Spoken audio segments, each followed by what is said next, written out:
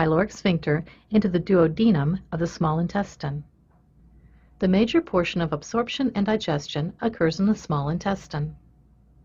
The mucosa secrete enzymes that supplement the digestive enzymes of the pancreas and liver. This completes the chemical process of digestion. The walls are covered with villi where nutrient absorption takes place. The structure of each villus contains a capillary and lacteal to pick up the digested nutrients. The nutrients are now transported by the blood to all the cells of the body. Halo semuanya, Assalamualaikum warahmatullahi wabarakatuh. Apa kabar? Kali ini saya akan memberikan video tentang hubungan atau kaitan antara 3 sistem organ yang ada di tubuh manusia, yaitu hubungan antara sistem pencernaan makanan, sistem pernafasan, dan sistem peredaran darah.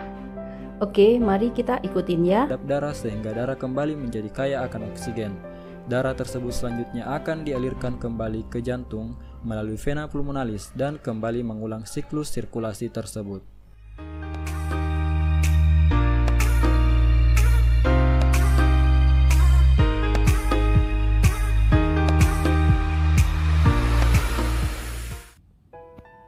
Sebagaimana kita tahu bahwa tubuh tidak mampu menyimpan oksigen sehingga diperlukan pasokan terus-menerus, dan tubuh juga selalu menghasilkan karbon dioksida sebagai zat sisa. Pertukaran gas merupakan aktivitas pertukaran oksigen dan karbon dioksida di dalam paru-paru dan jaringan. Ini adalah paru-paru. Jadi paru-paru adalah organ utama untuk sistem pernapasan manusia. Tugas utamanya paru-paru adalah membawa oksigen dan melakukan proses pertukaran dengan karbon dioksida di alveolus. Oksigen dari udara yang larut ke dalam lapisan cairan alveolus dan berdifusi melewati dinding alveolus dan dinding kapiler darah.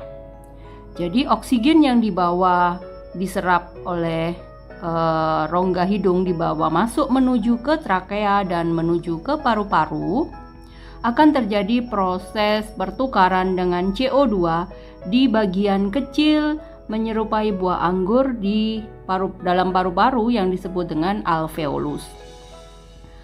CO2 atau karbon dioksida itu adalah hasil dari metabolisme tubuh yang dihasilkan dari semua organ yang ada di tubuh kita pada saat melakukan proses metabolisme. Dan CO2 ini yang merupakan hasil zat sisa itu harus dibuang keluar dari tubuh melalui rongga hidung lagi. Jadi terjadi pertukaran antara CO2 dan oksigen itu di dalam alveolus, di dalam paru-paru ini. Jantung sebagai organ pemompa darah, sebagai pembawa atau yang berada di sistem sirkulasi, jantung merupakan organ utama yang membawa darah dan mengalirkannya ke seluruh organ tubuh melalui pembuluh darah. Oksigen dan CO2 itu terlarut di dalam darah, diikat oleh hemoglobin yang ada di dalam sel darah merah. Jadi CO2, zat sisa yang berasal dari semua organ, itu diikat oleh hemoglobin dari sel darah merah atau eritrosit dan akan dibawa masuk menuju ke paru-paru. Jadi dari seluruh tubuh, darah yang mengangkut CO2 akan masuk ke serambi kanan, kemudian ke bilik kanan, kemudian dibawa ke paru-paru melalui pembuluh darah arteri pulmonalis. Di paru-paru, darah yang mengangkut CO2 tadi akan dilepaskan di alveolus dan ditukar dengan oksigen atau O2. Setelah darah membawa O2, darah atau sel darah merah yang sudah mengangkut O2 ini akan keluar dari alveolus, keluar dari paru-paru dan masuk kembali ke jantung melalui pembuluh darah vena pulmonalis masuk ke serambi kiri, kemudian ke bilik kiri, dan akan keluar untuk membawa oksigen menuju ke semua organ tubuh melalui pembuluh darah aorta. Sel darah merah atau eritrosit yang kaya akan oksigen ini akan meninggalkan jantung melalui pembuluh darah aorta dan beredar melalui jaringan arteri ke jaringan tubuh. Oksigen yang meninggalkan hemoglobin dalam sel darah merah berdifusi melewati dinding kapiler darah dan masuk ke dalam sel jaringan tubuh. Itu adalah hubungan antara sistem peredaran darah dan sistem pernapasan. Nah, sekarang bagaimana hubungan antara sistem pernapasan dengan sistem pencernaan? Kita perhatikan ya. Pada proses pencernaan makanan, makromolekul yang sudah dicerna oleh usus halus akan diserap oleh usus penyerapan melalui jonjot atau villi. Seperti ini. Dan yang diserap ini adalah bentuk mikromolekul. Seperti contohnya karbohidrat, setelah melalui serangkaian proses pencernaan, maka akan diserap oleh villi dari usus penyerapan dalam bentuk glukosa. Dan glukosa ini akan diangkut oleh darah melalui plasma darah. Kemudian diedarkan ke seluruh organ tubuh, ke seluruh tubuh yang membutuhkan nutrisi tersebut. Jadi sekali lagi hasil dari proses pencernaan makanan dibawa oleh sistem sirkulasi, yaitu peredaran darah, dan darah menuju ke seluruh bagian tubuh, ke seluruh organ tubuh yang membutuhkan nutrisi makanan tersebut.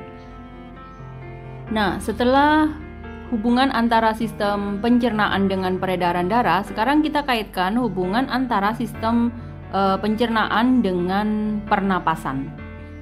Jadi dari hasil proses pencernaan makanan itu kan salah satunya menghasilkan glukosa. Energinya dalam bentuk hasil dari pencernaan itu mikromolekulnya dalam bentuk glukosa. Nah, glukosa ini atau dalam bentuk gula darah ini akan diubah menjadi energi melalui proses yang disebut dengan respirasi seluler, yaitu respirasi aerob. Apa itu respirasi aerob? Respirasi aerob adalah proses respirasi yang membutuhkan oksigen, di mana oksigen ini digunakan untuk memecah glukosa C6H12O6 untuk menghasilkan H2O, ATP, dan hasil akhirnya selain itu adalah CO2. Di mana nantinya CO2 atau karbon dioksida dan H2O ini akan dikeluarkan kembali melalui proses pernafasan, yaitu saat menghembuskan nafas. Jadi seperti itu hubungannya antara sistem pernafasan, sistem peredaran darah, dan sistem pencernaan makanan. Oke. Kesimpulan dari video ini adalah untuk sistem pencernaan makanan memiliki fungsi menyediakan nutrisi bagi seluruh organ tubuh, di mana nutrisi setelah dicerna diedarkan ke seluruh organ tubuh melalui pembuluh darah, dan menyediakan energi melalui proses respirasi seluler yang terjadi di mitokondria dengan bantuan oksigen, di mana oksigen ini disediakan oleh sistem pernapasan manusia.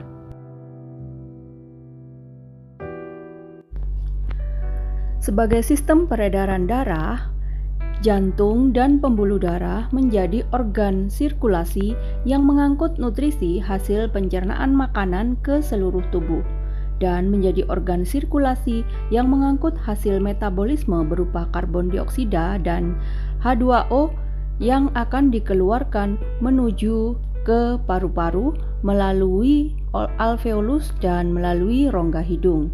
Menjadi organ sirkulasi yang mengangkut oksigen dari paru-paru dan mengedarkannya ke seluruh bagian tubuh. Dan yang terakhir, sistem pernapasan. Menjadi organ yang menyediakan oksigen dan mengeluarkan zat sisa berupa karbon dioksida dan uap air melalui rongga hidung pada proses ekspirasi. Oksigen yang dihasilkan melalui proses bernafas berfungsi untuk melakukan respirasi seluler, yaitu penyediaan energi dari glukosa dengan bantuan oksigen ini. Dan oksigen serta karbon dioksida dibawa menuju ke paru-paru atau dibawa dari paru-paru ke seluruh tubuh, ke seluruh bagian tubuh dengan bantuan sistem sirkulasi yaitu darah dan pembuluh darah. Oke. Terima kasih untuk yang sudah menonton video ini. 3 hubungan penting antara sistem pernapasan, peredaran darah, dan pencernaan makanan. Semoga semuanya mendapatkan manfaat dari video ini. Jangan lupa untuk subscribe, like, komen, serta bagikan video ini ke teman-teman semuanya. Terima kasih. Kita ketemu lagi di video selanjutnya. Wassalamualaikum warahmatullahi wabarakatuh.